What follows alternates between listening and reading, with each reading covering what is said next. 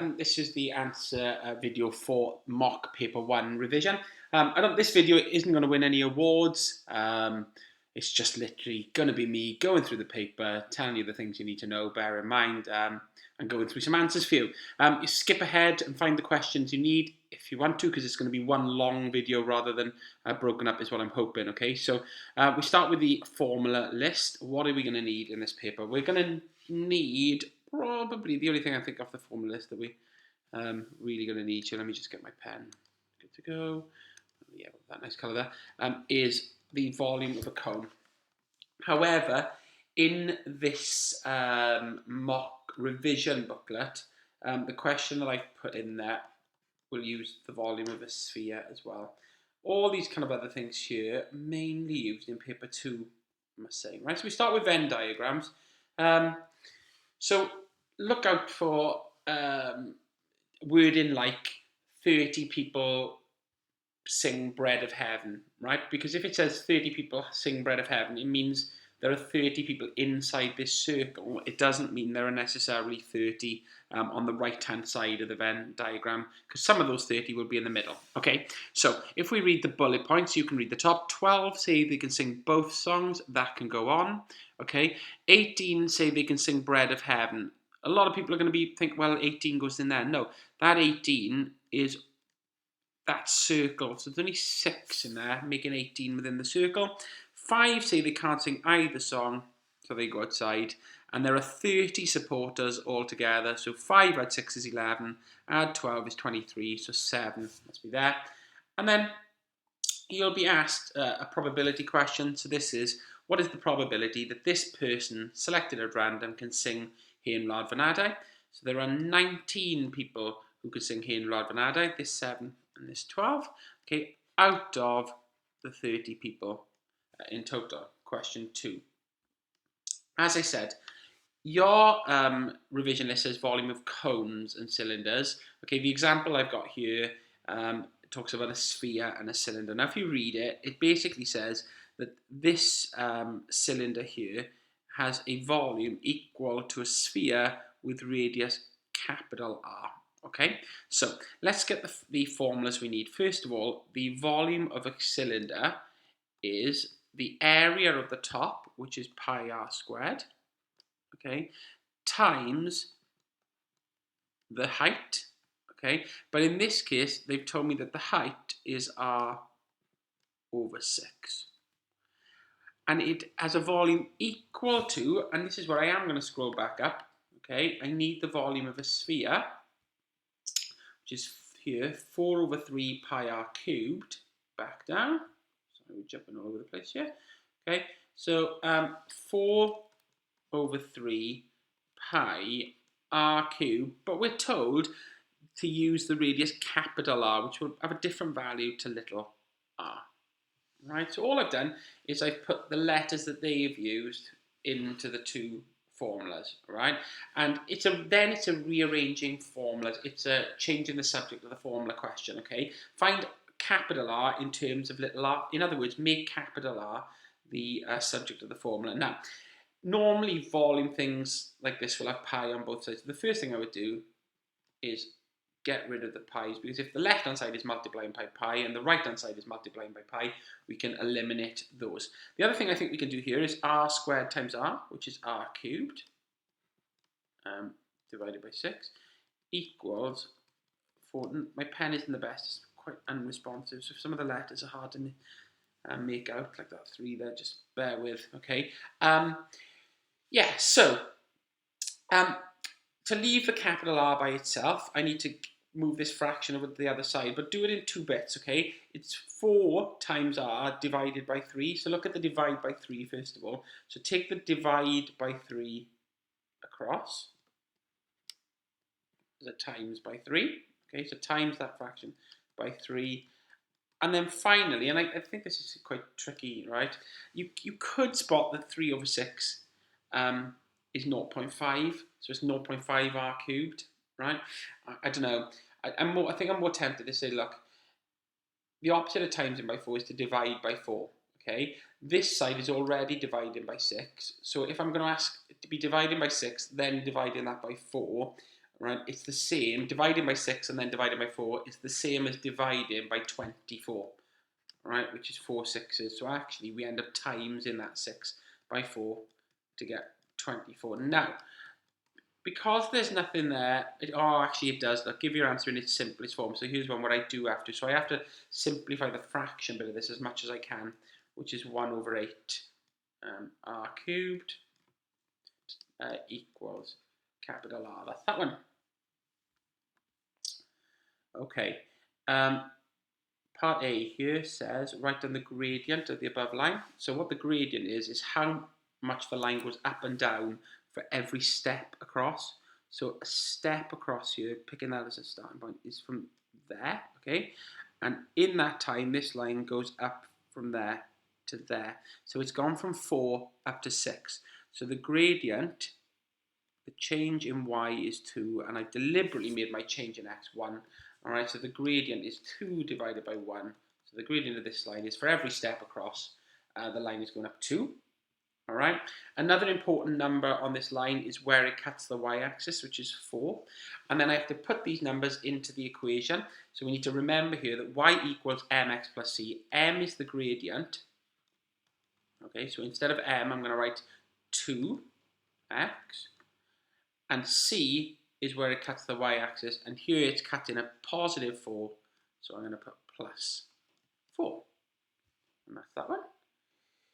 Right, it might be worth me just explaining this here, okay? In order for two lines to be parallel, right, they would have to, if you bear with, this is going to be a terrible drawing, right, like that line there is parallel to my original line.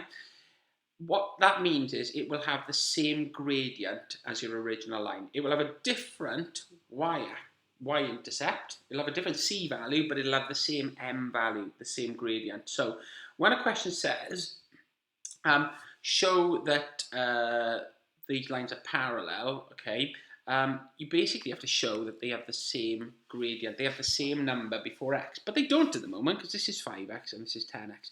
But we should always rearrange them to look like this. Y equals something x plus c.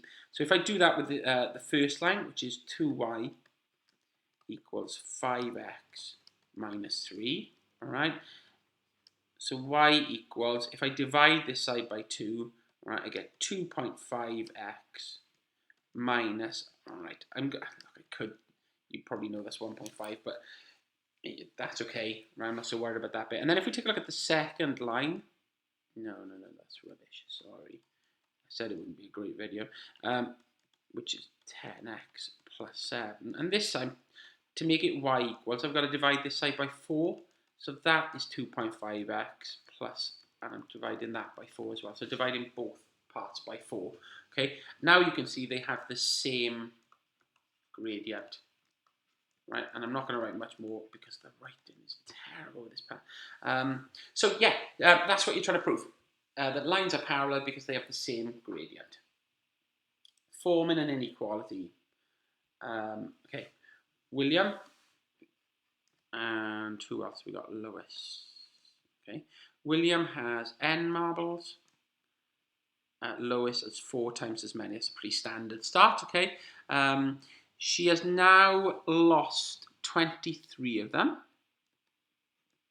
but she still has more than William. Find the least number of marbles. Okay, it's quite common here, guys, to have to take the letters, the n's, this side of the inequality, and bring numbers this side. Okay, so the minus 23 over here will be 23. 4n, take away the n that's coming over, is 3n. And that 3 is times in that n. So to finish off, 23 divided by 3 is less than n, or n is bigger than that, right? Now in our heads, we're going to have to, we know 3 doesn't go into 23, so we'll just do a quick calculation. 3, 6, 9, 12, 15, 18, 21. Okay, so 23 divided by 3 is 7 remainder 2. Yeah, so it's more than 7. So n is bigger than 7 and a bit, 7 remainder 2. So if n is bigger than that, the smallest value n can be, which is what the question asking, is 8. Okay, maybe, yeah, that's fine actually. Okay, What we got? This one. So Arthur, Sean, and Kezia. I give them some £1 coins. Arthur has N. Sean has 5 times as many as Arthur, 5N. And Kezia receives 3 times as much money as Arthur, 3N, plus an extra 7.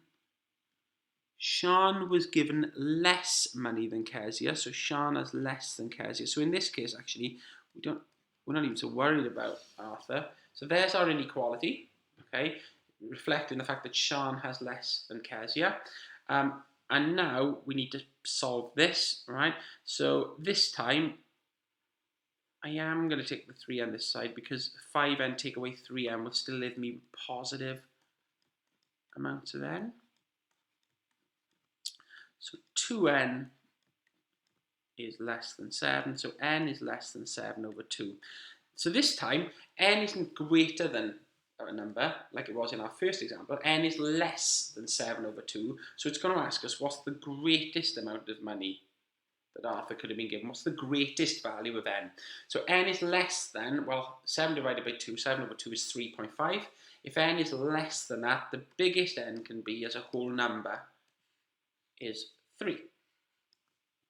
We move on. Okay, drawing. I'm going to have to zoom in a little bit. Apologies if that's made the screen quite small, okay. We're going to draw these 3 lines and then shade in the area that's kind of given, what's the word in here?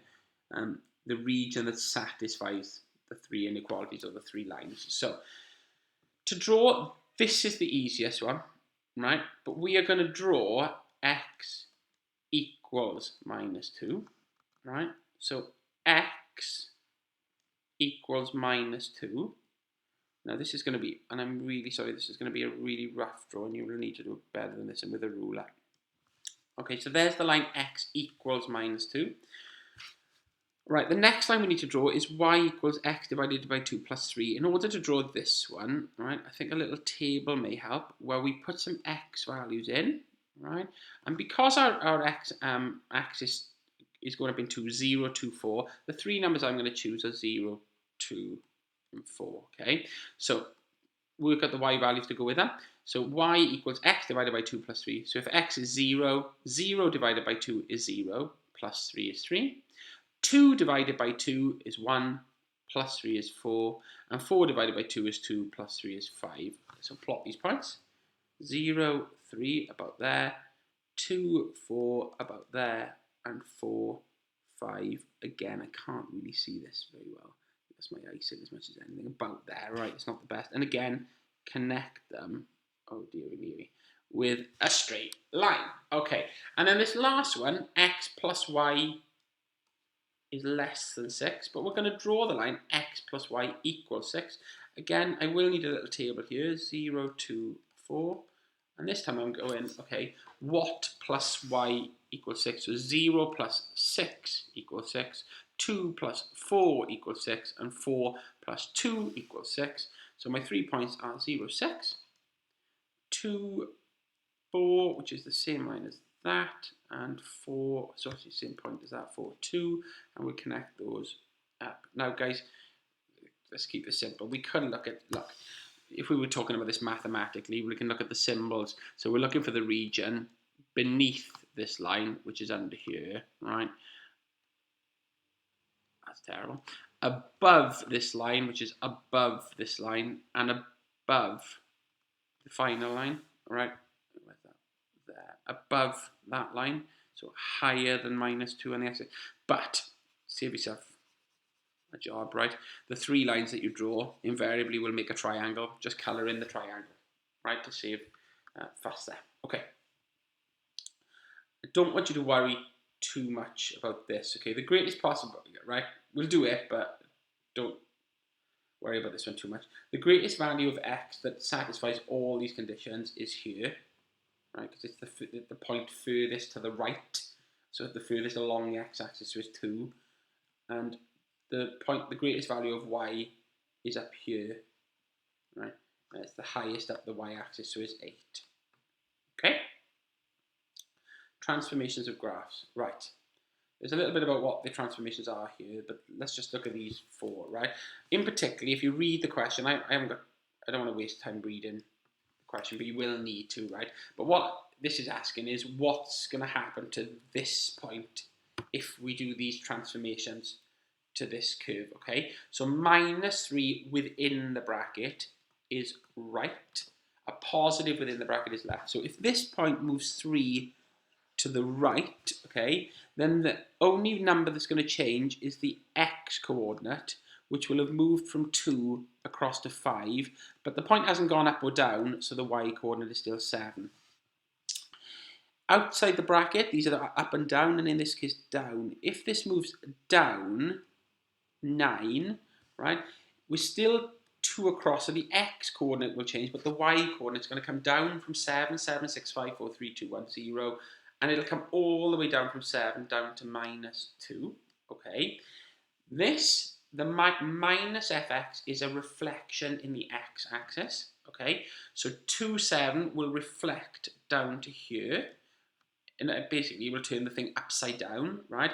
So we're still going 2 across to get to that point, but then down 7. So there's the reflection in the x-axis. And finally, it's one we haven't really seen, but just be aware of it for the mock, right? Y equals 2x. Basically, doubling the x value. It basically is stretching the shape up. It's doubling the x. Sorry, not doubling the x. What am I talking about? It's stretching the shape upwards, right? Twice as high, basically, right? So instead of 2 and up 7, if we take that and stretch it up twice as high, it will still be across 2, but we'll have gone all the way up to 14. They will be enough to get you through paper 1. Right, congruence. And then I'm going to take a little break.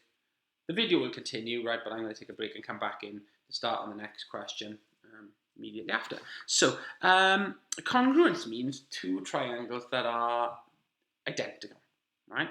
Now, to prove 2 triangles are identical, either all 3 sides need to be the same. So if I had 2 triangles and I could see 5 centimeter side, a 6 and a 7, and then a 5, 6, 7 on the other one, I can say, look, they are the same, they are congruent, because they have 3 sides respectively equal. That respectively means in the same position, sort of thing. So if it's 5 followed by 6 followed by 7, the same position, right? So we would say congruent because of SSS, side, side, side. Another way to know if 2 triangles are congruent the same is they have 2 sides equal, but the angle between the sides. So it's important that it's SAS because the angle is between the 2 sides. So you can see these 2 triangles here will be the same because that's the same as that, that's the same as that, and that angle there is the same as that. So that would be congruent because of SAS. And the final one we need to worry about, don't worry about this one, okay, is the other opposite of this, which is angle, side angle. So 2 angles are the same, but importantly, so this angle is the same as this one, this angle is the same as this one, but importantly, there's also a side that is the same, but that side has to be between the 2 angles. So like up here, the angle has to be between the 2 sides. Here, the equal side has to be between the 2 angles, okay? So what you're going to get is 2 triangles, okay? And using angle facts and things like that, and knowing about isosceles, triangles, equal, whatever it is, knowing the basic things that you know, prove that these are congruent, okay? One thing that doesn't prove things that they're congruent, though, is 3 angles the same. AAA is not one of the rules.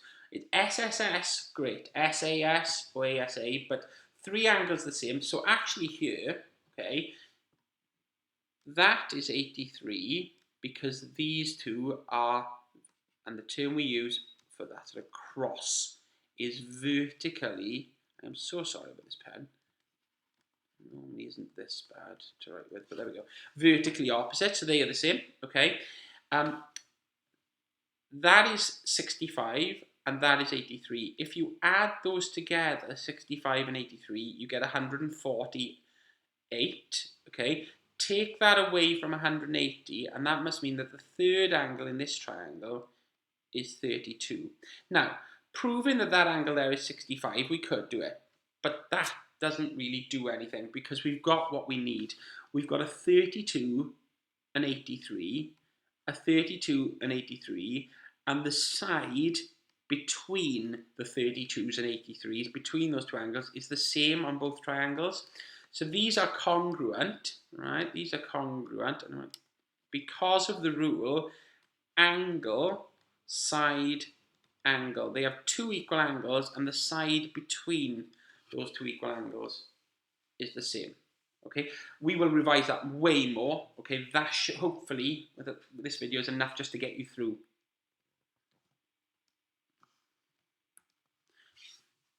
Okay, coming back, we're going to pick up here. Sorry, went for a little break. Rules of indices, including negative and fractional indices, including expanded single brackets. Right, now, for full disclosure, I've merged two questions together here. Earlier on in the paper, I think in your revision list, there's something about indices, an indices question with an expanding brackets question. And then later on in the paper, there's a negative and fraction indices with a recurring decimals to fractions question. Okay, so on this page, we're covering two questions and a part A and B. So we're actually covering four questions. A question early on with a part A and a B, and a question later on with a part A and a B. All right. So earlier on in the paper, maybe we could expect something a bit more like these couple. Wow, this top 1, 2, 3 here. Okay. 6 times 3 is 18. P to the power 6 times p cubed. Where when we're timesing, we add the indices. So multiply the numbers, add the indices. That is there. If we're dividing, okay, we take away the indices. That's probably the easy bit here. There's G6, right? The hard bit here, I thought, but don't worry about this one too much, is 3.4 divided by 13.6. Now, I'm pretty sure they didn't give a calculator for this. However, right, I know I'm doing this strange way, but you may or may not be able to work out that 13.6 is 4 of those. So if we divide both these by 4, we get 3.4 goes into 3.4 once, and 3.4 goes into 13.6 4 times. So 3.4 divided by 13.6 isn't 4, it's actually a quarter. So I'm looking for a quarter G6, okay, which is this one, G6 over 4, that's a quarter G6. Again, don't worry too much about that. And a nice easy one to get us here, just remembering that we add indices when we're multiplying. Okay, now that will be tagged on, right, with something like this, expanding brackets, 5x times x, 5x squared, all right, x times minus 2, minus 2x, minus 3 times x squared, minus 3x squared. Now these other bits can go wrong. It's minus 3 times minus 2x, which is plus 6x. And it's minus 3 times 7.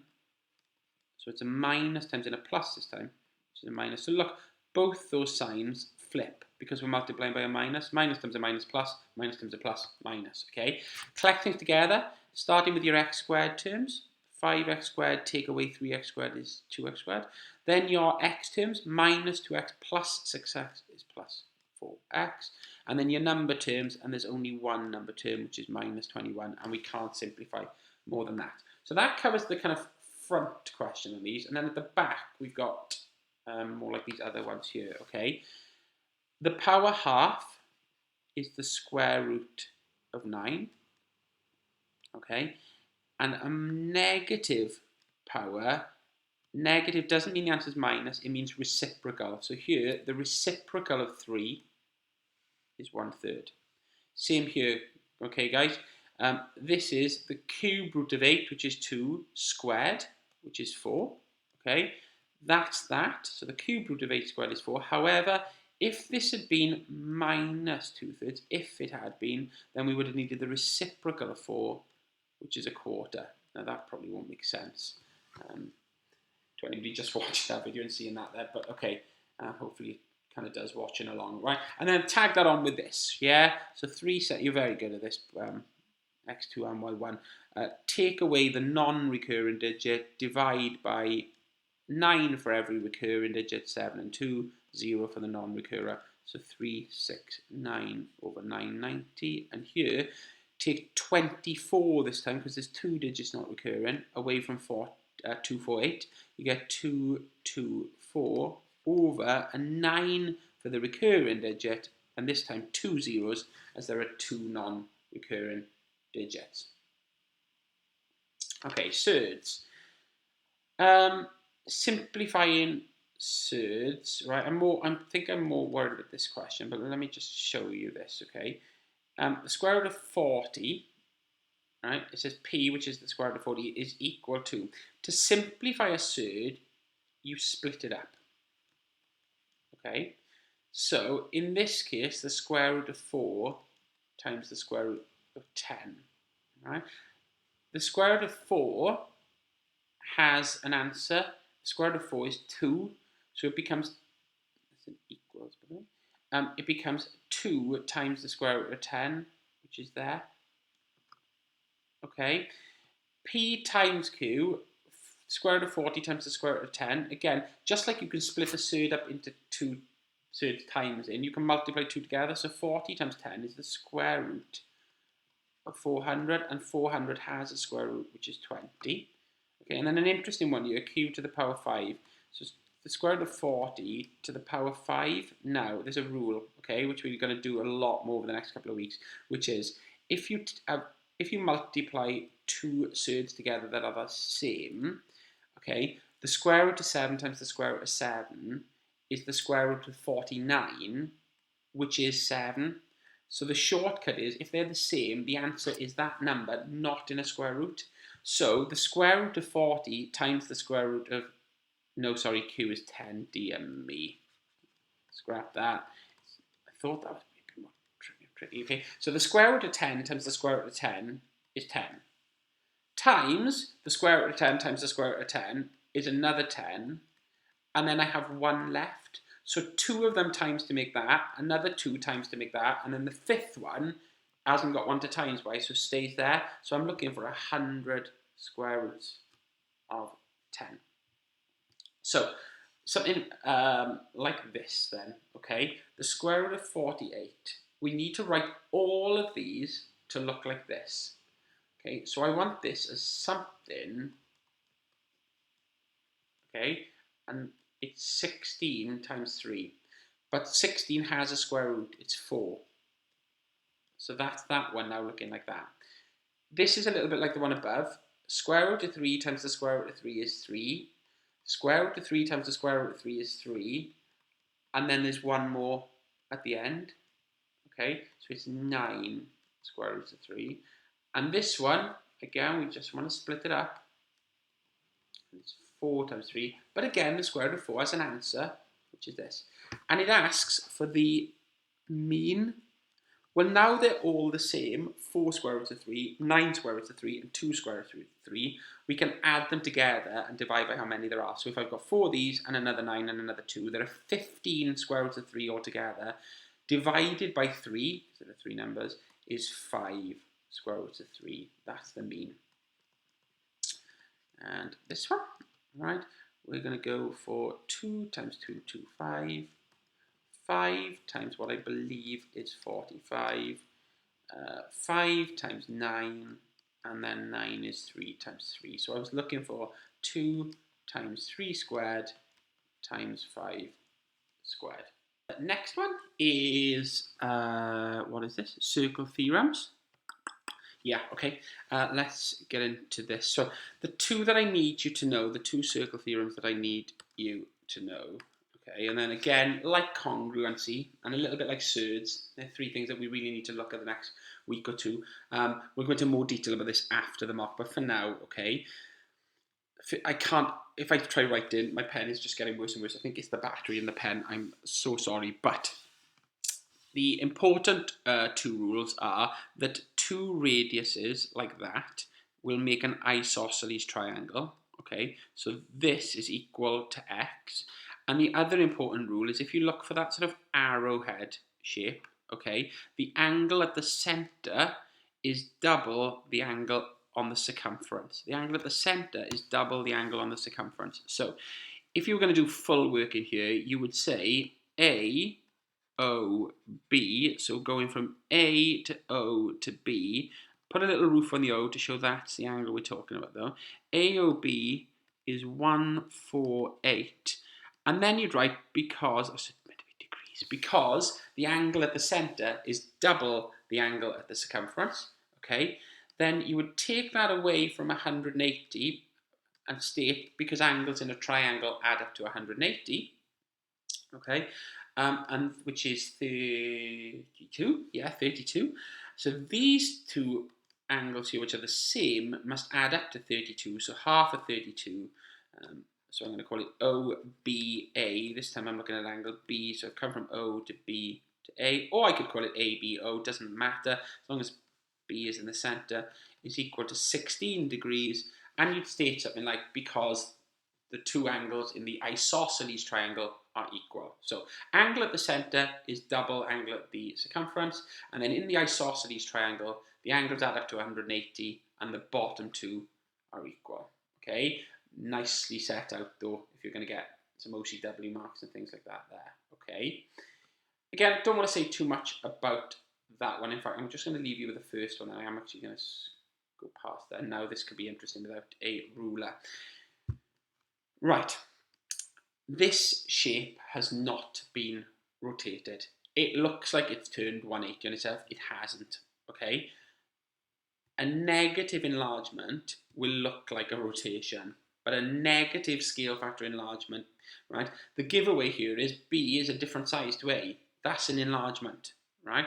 Two shapes, different sizes, enlargement, enlargement, enlargement, enlargement. That's all I can say, okay? So you will need to write what I am seeing here, and it's the only higher tier only transformation, is a negative enlargement. I'm seeing an enlargement, 1 mark, okay?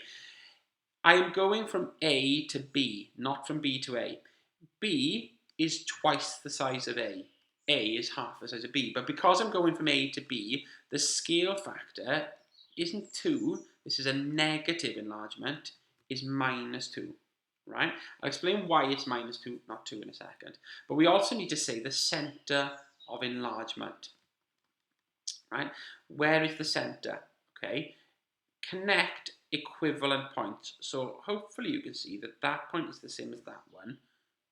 This one, oh dear, I hope, is the same as this one. And this one here is the same as here. I think this could be the exact one from your last mark. So they meet at this point here between the two shapes, okay, which is the point 4, 6, and that's your centre of enlargement, okay. What the negative means is that from the point, right, B is twice as big or twice as far away in the opposite direction of A. So going from there to there is 2 squares down.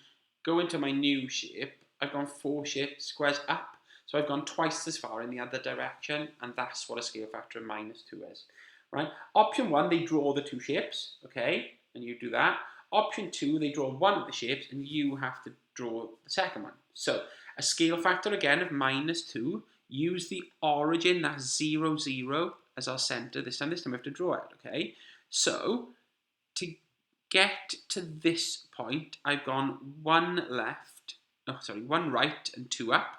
Twice as far in the other direction would be 2 left and 4 down, which is there. To get to this point, I've gone 3, 2. Twice as far would be 6, 4 in the other direction. And to get to this point, I've gone 3, 3. Twice as far in the other direction will be 6 left and 6 down. And if you connect those up, our new shape, badly drawn, but is twice as big and twice as far away in the other direction. And you can see it looks a bit like that. So it does look like it's rotated, but it hasn't. It's enlarged with a negative scale factor.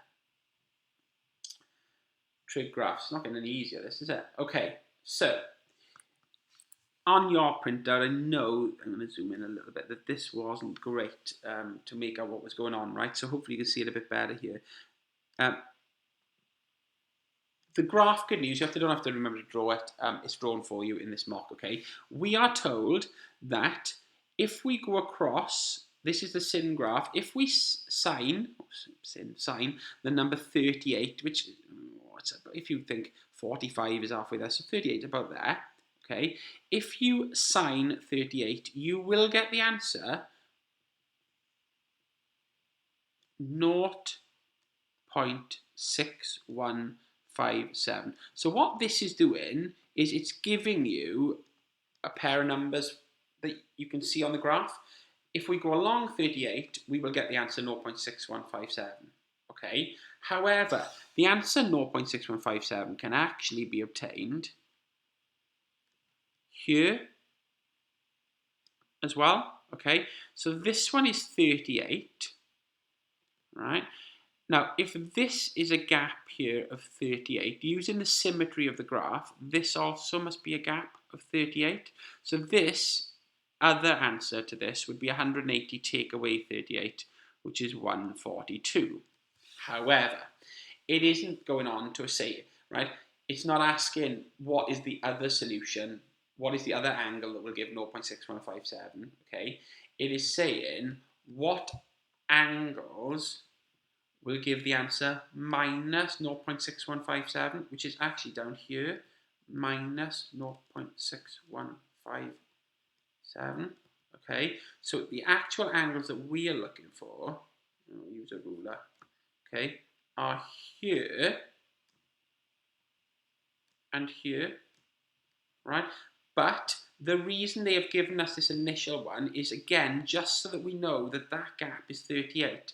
So that gap there is 38, and that gap there is 38. So our two answers are 180 plus 38, which is 218 degrees, and our second one is 360 take away 38, which is 322 degrees. Sorry if I'm making mistakes. No, I'm not, am I? No, I think that's right. Okay. That's trig graphs. So they will give you an answer, a positive pair, as it were. So 38 is 0.6157, and then say, okay, but what angles will give you minus the same answer? So come down here and find them. Right. Okay, direct proportion. Let's get in our head direct proportion, because we've done a fair bit of inverse, right? Direct proportion is y fish that. But more importantly than that, change the fish to an equals and put a k in front of whatever that is. X squared, x cubed, square root of x, like this one, could be anything, okay? On the next line, put our numbers in. Y is 30 when x is 36. The square root of 36 is 6, so 30 equals k6, or better, 6k. The opposite of timesing k by 6 is to divide by 6. So I'm going to do 30 divided by 6 is k. So 5 equals k. And so many people in the mock left that there, and I couldn't give the 3 marks. Do not forget to go back here and change the k to what you now know it to be. So that is your final answer there. Just we need to know what k is to swap it in. Okay, right. So then there's the pair we were given, and we now have two others to find. So the first one, what about when x is 49? I'm not even going to write anything here. So if x was 49, the square root of 49 is 7. 5 times 7 is 35. I will for the other one though. If y is 40, okay, divide by the 5 because it's times in. And the opposite of square root is to square, so 8 squared is 64. Okay, so a little bit more work to do with the second one always, because you're trying to find what x is rather than what y is. Standard form. I'm starting to lose. How would you concentrate for an hour and a half? Man, it's hard, isn't it? Okay, so 5.8 times 10. What was the mistake in the mock? We're jumping down the number. A lot of you had this number, but forgot the minus. That's meant to be minus 3, guys. Okay, this one. Divide those. Okay, and take away the indices. This isn't in standard form. It would need to be 7, not 0.7. We are making the number bigger, so we make the indice smaller. Same again, this time it's minus 4 to get it to its new position. Again, another division. 3.2 divided by 7.2, sorry, divided by 2 is 3.6. All right. The easy mistake to make here. 6 minus minus 2 is actually 8, because we're taking away a negative indice here rather than taking away a positive one like we did up there. Okay. So division needs to be done in standard form. Divide the numbers, take away the little numbers. Adding and taking away should be done as numbers. If I put that to the power 5, puts 4 zeros on the end, right? Because the first times 10 makes it 47. And then my other number is going to have 3 zeros at the end, so it's going to start there. And it's a take away, 0, 0, 0, borrow. 10 take away 2 is 8, 6 take away 6 is 0, 4 take away nothing is 0. So the answer is 4. The decimal point would need to go in there, 4.08. I don't need the other zeros, but to get there, it's taken 1, 2, 3, 4, 5 jumps up the number. Dimensional analysis, then I might take another little break. Again, the video won't break, just me. So W cubed is W times W, that's 3-dimensional, it's volume. And R squared D is R times D. Again, that's 3-dimensional, so this one's a volume. Ignore numbers, all right? This is W plus D plus H without the numbers, so a 1 dimension plus a 1 dimension plus a 1 dimension, so this is a length. DHR is D times H times R, that's 3. Ignore the 5. D cubed is D times D times D. All right, they're both volumes that are being added there, so we're adding volume and volume. That's great. Ignore the 4 and ignore the pi. Right, D on its own is a length. R squared, R times R, is an area. A length and an area, nope, that's nothing, none of these. And finally, dWh is a volume, but because we are dividing that volume by a length, we're effectively removing one of the dimensions from the volume. That sort of makes sense. So we're bringing what was a volume, dividing it by a letter, and bringing it back down to an area. 3 questions to go. Conditional probability, right at the back of the paper. Or maybe I say right to the back. Certainly it's got to be in the last 4 or 5. Have a look at the list. That will kind of tell you where it roughly is. Okay, now, we did one in class which talked about when you take a card or a marble, or in this case a wine gum, out of the bag, right? We replace it with 2 of the other colour. Take a look at that example, okay, from your class book. Right? This doesn't have that sort of added complexity to it, but it will give you an idea of the method. 25 wine gums, 3 green, 5 yellow, 8 black, 9 red. Okay, 2 selected at random. Okay, and we are missing word in here. Okay, that must be a typing up error. This, I think I must be missing the word here. Without replacement, it would say, without putting them back. So once you've taken the first wine gum, you don't put it back in. So your second probability is totally conditional on your first event, okay? So calculate the probability that both wine gums are red. So the combination we're looking for here is red, red. So we've got 9 reds out of 25. Times, if we take a red, there are now only 8 reds out of 24, which is 72 out of, this is from the calculator paper, guys, right? It's just 2, so don't worry about this, right? But 240, 480, I think it's 600, is it? If it's not, I'm so sorry. Just getting late now, and my brain isn't working so well. Okay, so this is quite interesting, though. Right now, again, I don't think this will be an issue for your exam. Right, in your mock, I got a feeling there are only 2 colours, so it's quite easy to list your combinations. Right, but because we've got 4 colours here, it says calculate the probability that the 2 selected are different colours.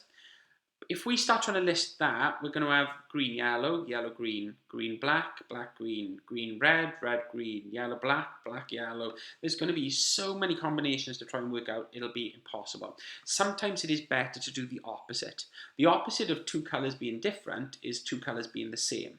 We already know red, red, okay? So what I would do here, and again, I'm not actually going to do this, right? Take a look at the one in your books instead, is we need to work out yellow, yellow. So 5 out of 25 to begin with, times 4 out of 24. Then we need to work out black, black. Then we need to work out green, green. We already know red, red is 72 out of 600 because we've worked it out in part A. And once we've got our 4 answers, our 4 combinations, we can add them all together. Right. Okay.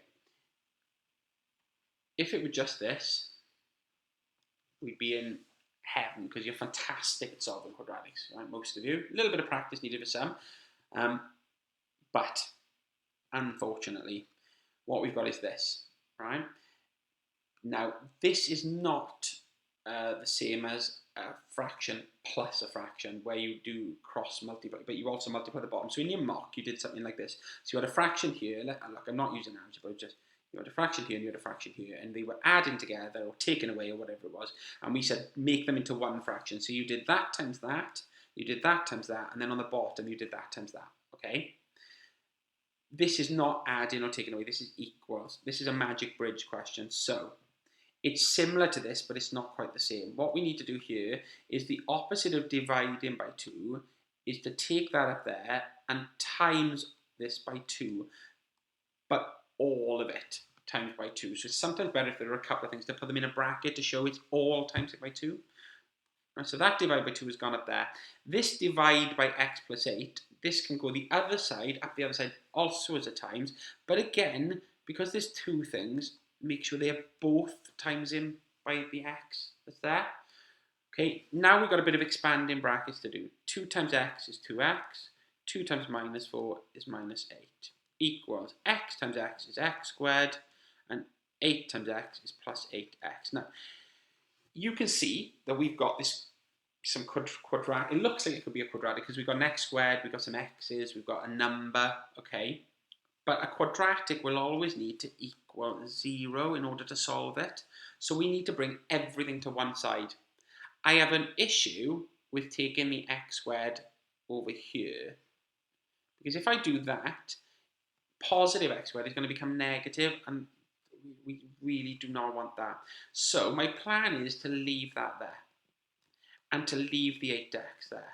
But to bring the plus 2x over, and to bring the minus 8 over, and swap sides, so that we leave nothing this side. So my quadratic becomes x squared plus 6x plus 8, right?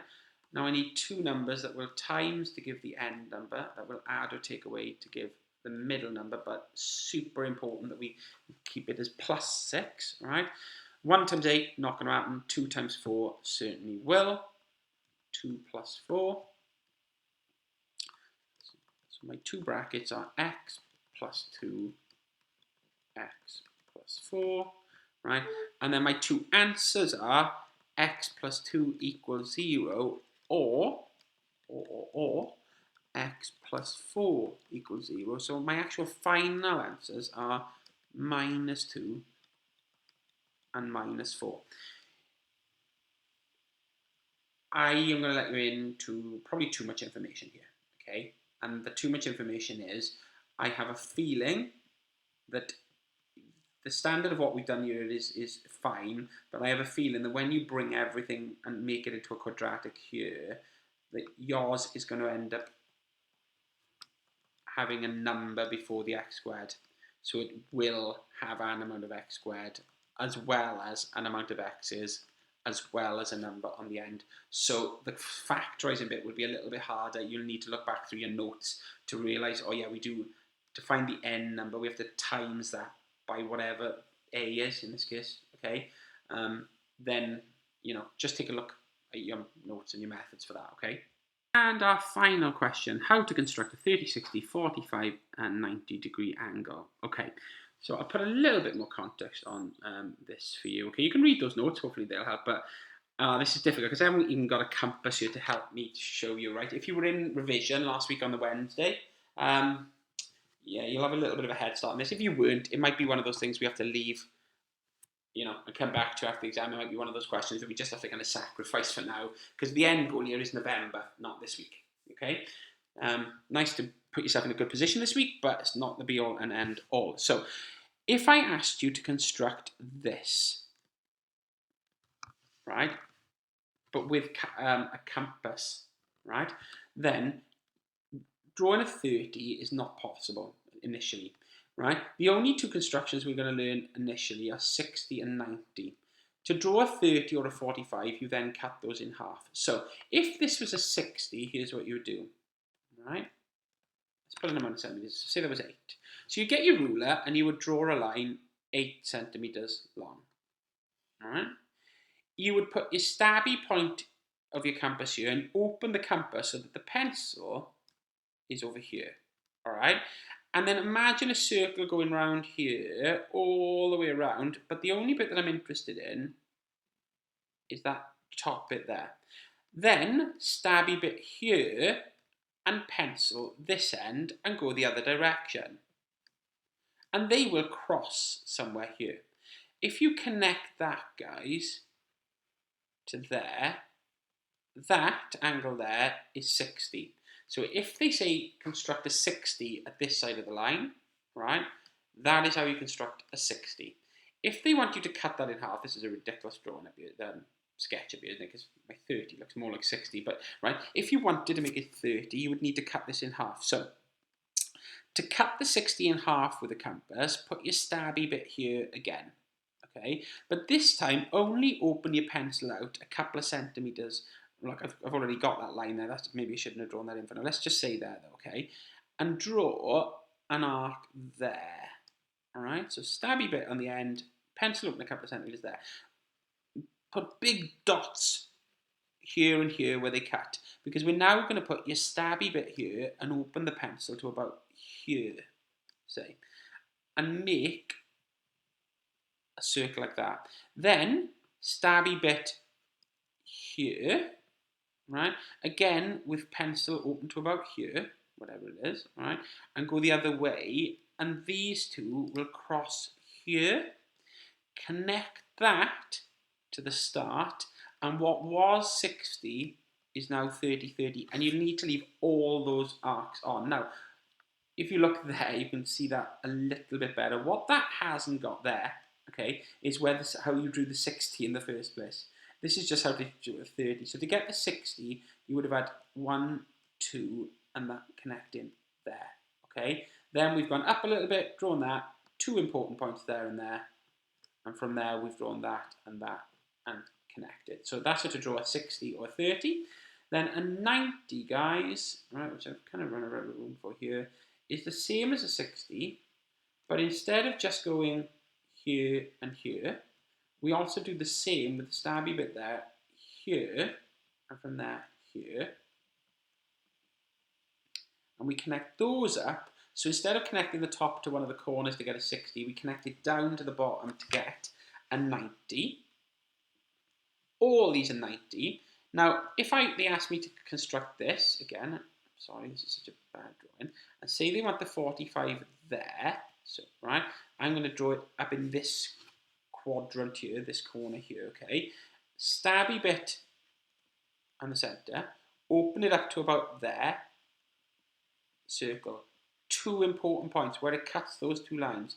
Stabby point there, boom, stabby point there, boom, oh dear me. And where they cross, connect, and the 90 becomes 45. That is a terrible, terrible bit of video you've seen. And I will do a lot better if I do a video of this for your actual revision, right? Now, bit of insight. I think you're going to be asked, right, for a, no, don't get this wrong. Be prepared to draw a 45 and maybe a 60. 45 and a 60. So if you've got a compass at home and you want to try it, have a go, right? Yeah, like that. So let's do that 45 one again, right? So you got the line, stabby bit there, line up there and down there. Stabby bit here, line down there and there. Connect, that's 90. If we wanted the 45 this side this time for a thing, stabby bit in the middle, open it up and give me that arc. Stabby bit there, open it up and give me that arc. Stabby bit there, open it up and give me that arc, and connect the corner that you to there, and you've got 45, 45. So it's just a bit of a recap. Yeah, that's that. Sorry, this little video's gone on a lot longer than I thought. Happy revision. By Monday, I'll hopefully put a second booklet for paper 2, and then maybe after Tuesday's exam, by that time, there'll be a second video as well. Bye.